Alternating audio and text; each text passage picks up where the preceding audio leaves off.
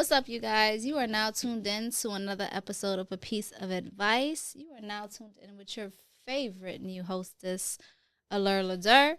If it is your first time here, make sure you like, subscribe, and comment. If you are a returning viewer, I hope you did the work from the last time because we are only continuing. Today we have a very special guest, Shawn.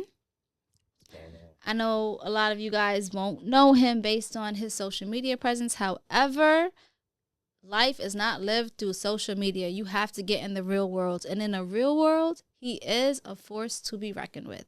So, Shawn, tell the people a little bit about yourself. Wow. There's a lot. There's a lot to go over. So, let's start small. Small, business, personal life, family. It all ties into one with me. It's business is life and life is business. Facts. So, for a lot of you guys that's going to sit here and try to really, really figure it out, he has a successful business for how many years now? I've been now 16 years. Okay. And in 16 years, after, having coronavirus or COVID-19 or however the doctors try to prescribe it, because apparently there's a difference, and I'm still not sure what that is. He has closed one location, but has still opened up another and has still been extremely successful. It's been a struggle, but it's been fun. You got to enjoy the struggle to really enjoy the success. So, Okay. through the years, it's been a lot of self-development and growth in business and personal life and understanding what it takes to succeed. You realize that just because one door closes doesn't mean life comes to an end.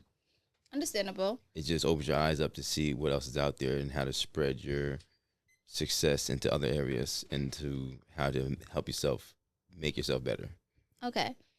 I think for me, something that I really want to dive into, because I know based on this podcast, you guys do not know, may not understand, and will not know until you actually go ahead and check him out. And I will definitely leave all his tags like in the comments of the video, on the actual video. Show your shirt, because we all gonna eat, but show your shirt.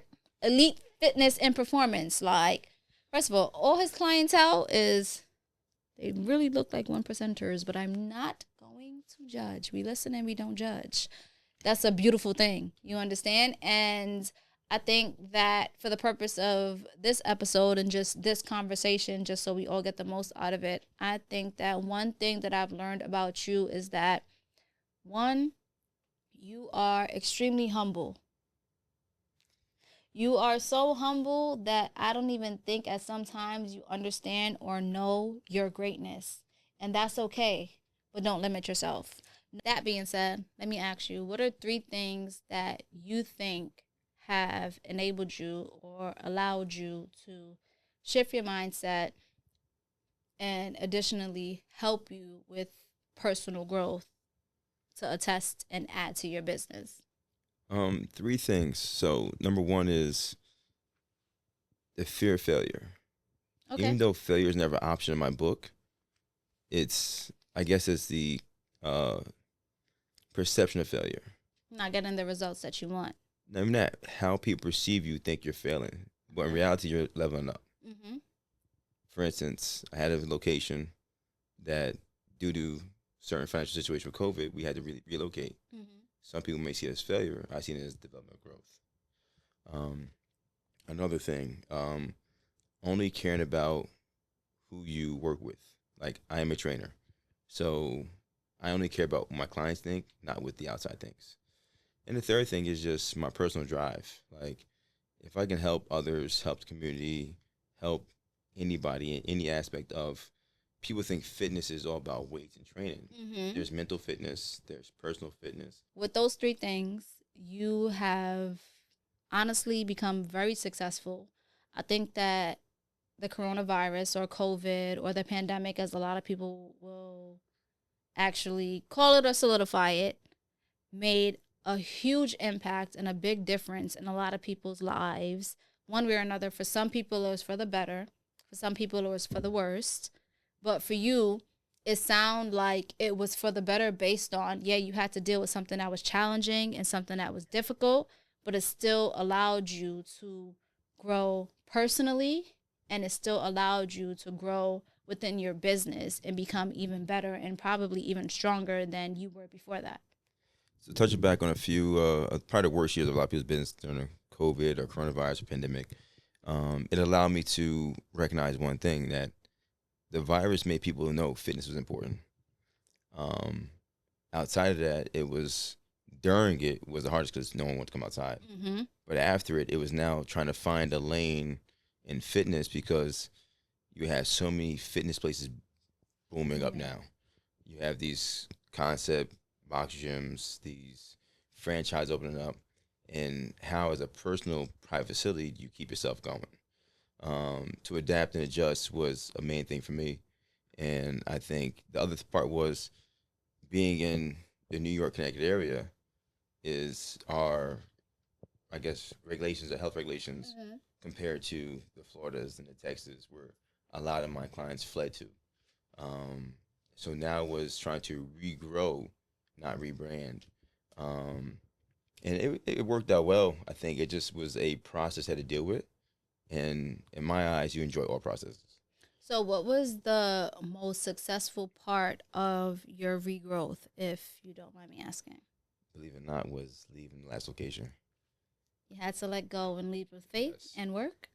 Oh, okay. Moving to a new space allowed me to recognize that you let go all the fear from the pandemic and all that stuff. And then it opened up my eyes to think outside the box of just fitness. This year alone, I've added so much, I guess, offerings to my business. Okay. Thinking outside of just physical fitness is now we're doing health, we're doing body scans, we're doing a lot of organ fat over just body Body fat. fat. Mm-hmm. The obvious all gyms do is training and body fat percentage, stuff like that. Is how do we be different? Which has me here also in front of a camera. We love that because not for nothing, he is actually my personal trainer and my son's personal trainer. Like, let's just state that out there. We're not just bringing anybody on that we don't believe in the testimony or the experience or anything that they've been through. And not to say that any guest that we'll have in the future, being that we haven't taken part of their services or everything else, it's not to say or discredit what it is or the value that their experience has. Is just to say that for him specifically, like, this is my personal trainer. This is my son's personal trainer. We'll probably be in the actual gym in the next 2 weeks because that's when the schedule and the programming allows it. But as far as this man wakes up probably 3 a.m. or 4 a.m. every day, which is what he is neglecting to say in what it is that he's saying. And it's not something that has been found in the past year, the past 2 years. He's been doing this for a very long time, which I think we will kind of touch base on. Not too much, but we will kind of touch base on. He's been doing this for years. This is a part of his lifestyle. You understand? He goes in at 4 a.m. He doesn't even leave early after the going in at 4 a.m. Like, he does a full shift and a half. So, that being said, like, everything that he is saying is something that is so true to his lifestyle, what he believes in. Like, the one thing about it is, as you say something, you have to become it. You don't just say things. Like, words have meaning. There is power of the tongue. Everything that you say has to have meaning. It has to have work. It has to have belief. And you have to actually just do. So some of the ways that my personal growth has actually benefited my businesses, because as you know, I have my clothing brand, Allure Ledur. I have my podcast now, A Piece of Advice. And then I have everything that the Gemini in me and my Gemini mind decides to just venture in. I did lashes for a moment in time, which I still really, really love doing. But, the time that I need to do lashes and get a client, I need to be doing everything else that I've already scheduled within my planner.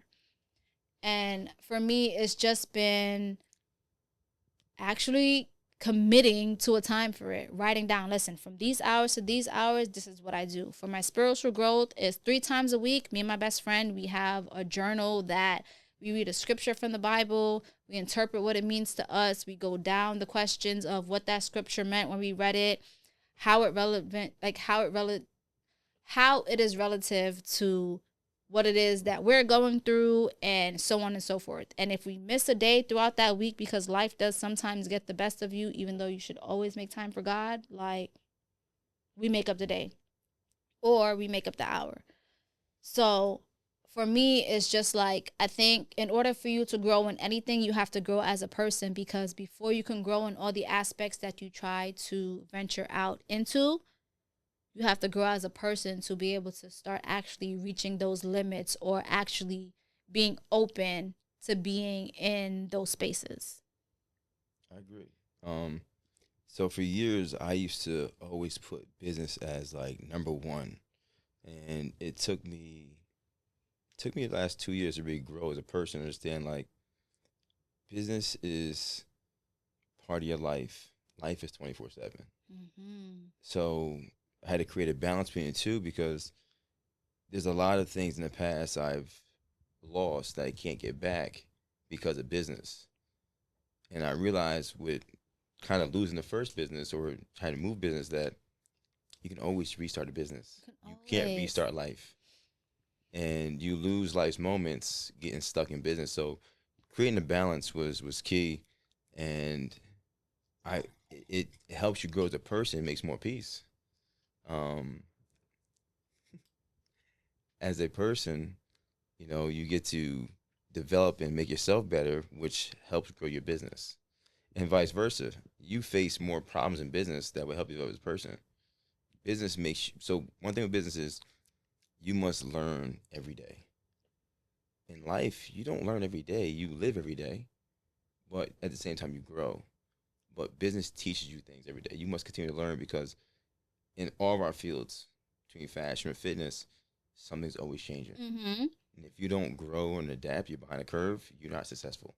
So can I ask you, what was that pivotal moment, or that pivotal factor, or that pivotal realization that made you realize that you had to start finding the balance between your business and your personal life? To be honest with you, divorce. That is a heavy thing.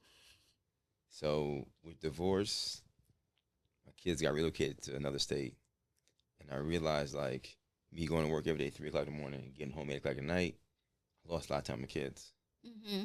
But I took for granted that they'll be there They'll tomorrow. be the smart. But now they're gone. It's like I used to enjoy the getting home 8 o'clock, saying goodnight. I see you in the morning, or maybe I see middle of the day. Them now not being, they're now 900 miles away. It's like, yo, I wasted a lot of time on the little days with my kids because of business. Mm-hmm. And then business crashed. And I'm like, my kids still living, business is restarting. And it made me realize, like, you know what? Take the time for yourself personally before you do business. But at the same time, business catapults life. It does. I think that one of the major things, or like one of the major points that I am in my healing journey, is just the simple fact of, you have to go through both extremes to really sit there and realize where it is you need to be.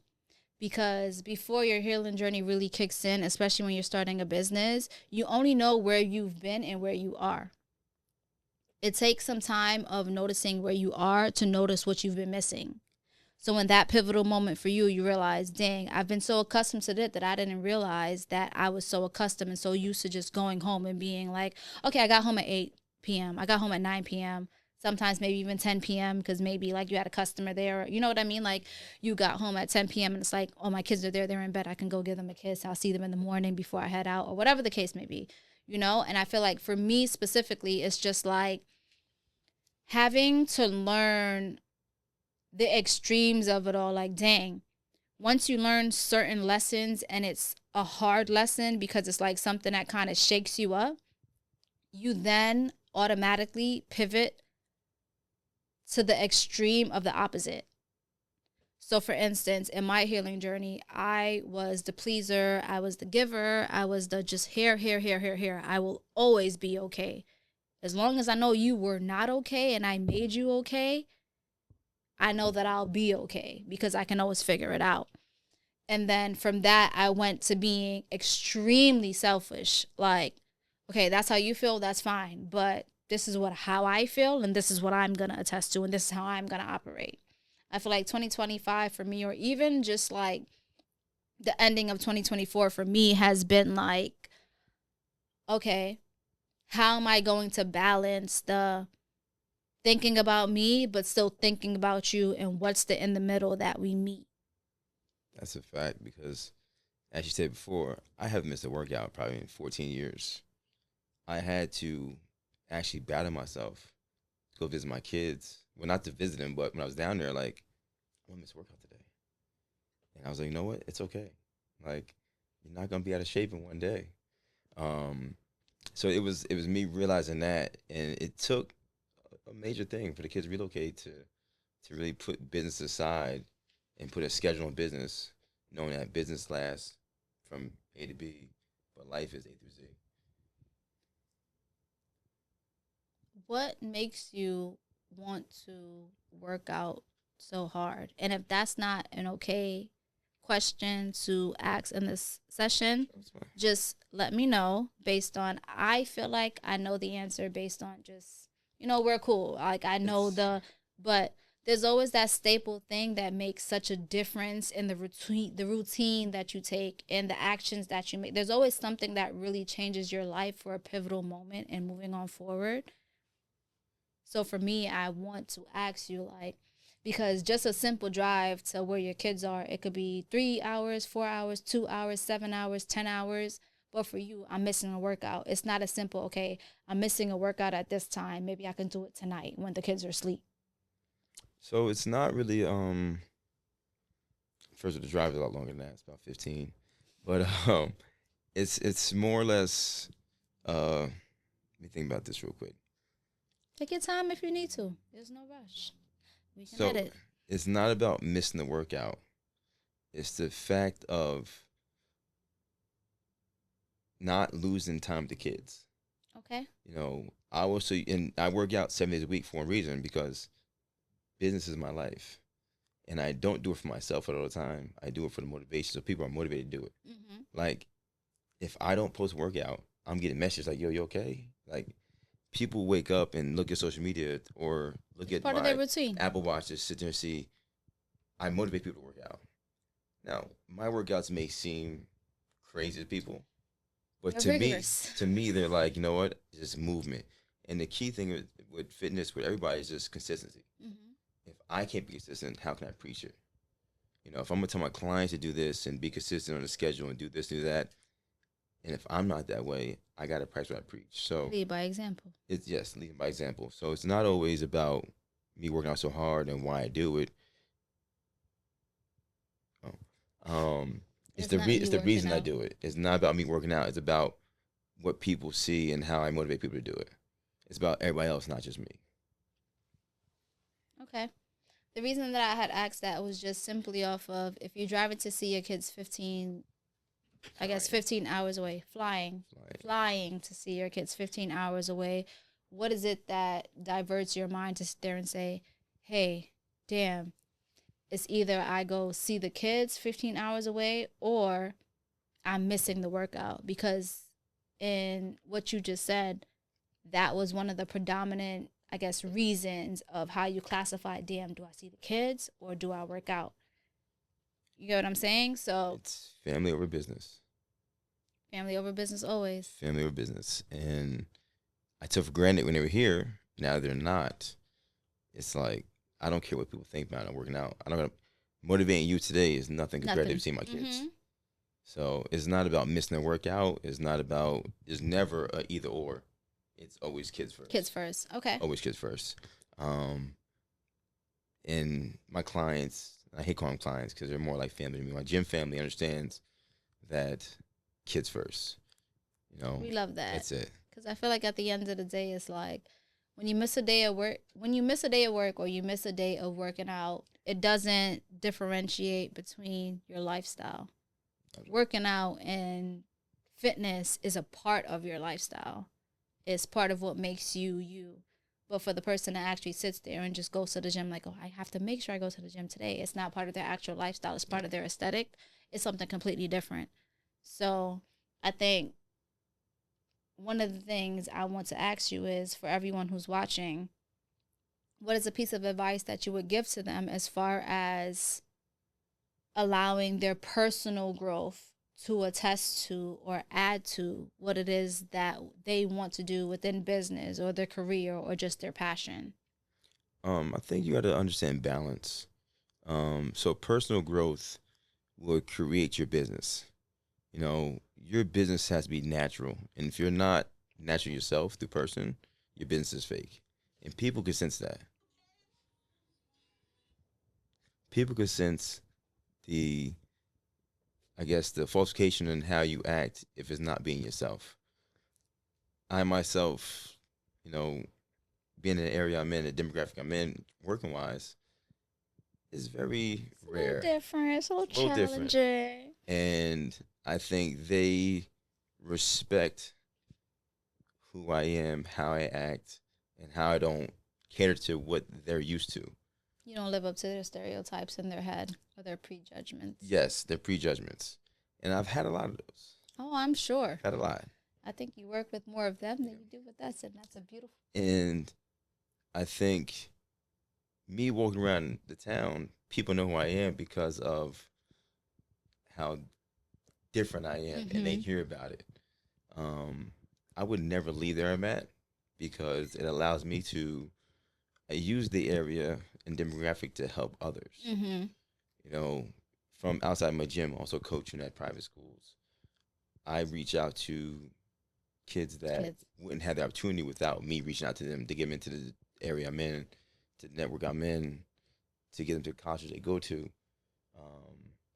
But I'm allowed to do that by where I'm located at and who I know. It's helping the youth out more than helping myself out. I think where you are is such an amazing experience because I, for one, I'm from the Bronx. If you know, I am from the Boogie Down Bronx, Bronx, New York, White Plains Road, the real Jamaicans. Don't talk about no Brooklyn. Don't talk about no Harlem.